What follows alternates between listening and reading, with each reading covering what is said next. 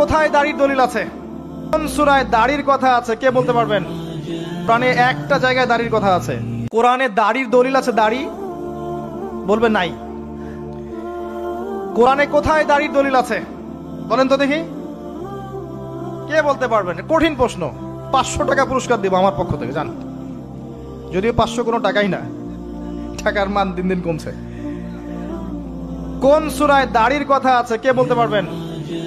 আলেম ওলামা বাদ, তারা তো পারবেন। আমরা সিভিলিয়ানদের জিজ্ঞাসা করছি, সাধারণ জনগণ। কে পারবেন বলেন?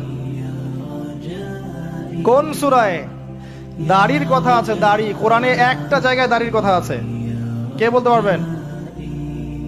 দেখছেন, আল কোরআনের আলো ঘরে ঘরে যা আলো, তাই না? স্লোগান দিয়ে কাজ হবে না ভাই, প্রত্যেক ঘরে ঘরে কোরআনওয়ালা মানুষ তৈরি করতে হবে, তারপরে আলো অটোমেটিক ঘরে ঘরে জ্বলবে ইনশাআল্লাহ। আচ্ছা যাক, আমার টাকা বেঁচে গেল। সূরা তহায় আছে। কোথায় আছে? সূরা তহার মধ্যে আছে। একটা জায়গায় দাড়ির কথা আছে, সেটা হচ্ছে হারুন আলাইহিস সালামের দাড়ি। কার দাড়ি? হারুন আলাইহিস সালামের দাড়ি।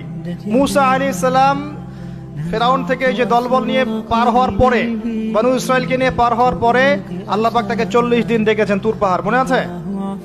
তুর পাহাড়ে তিনি গেছেন। এই ফাঁকে বনু ইসরাইল শিরক করা শুরু করেছে, এই যে বাছুর পূজা শুরু করেছে, মনে আছে? পড়েন নাই কখনো? বাছুর পূজা শুরু করেছে।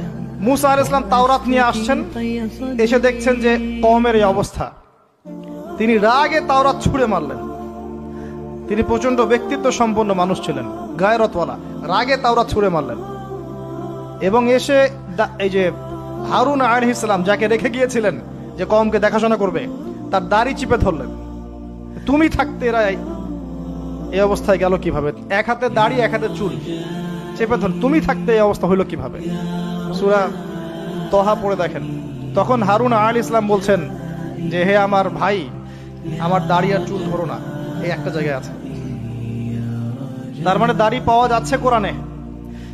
কিছু মানুষ তো এখন বলে কোরআন মানি হাদিস মানি না, তাই না?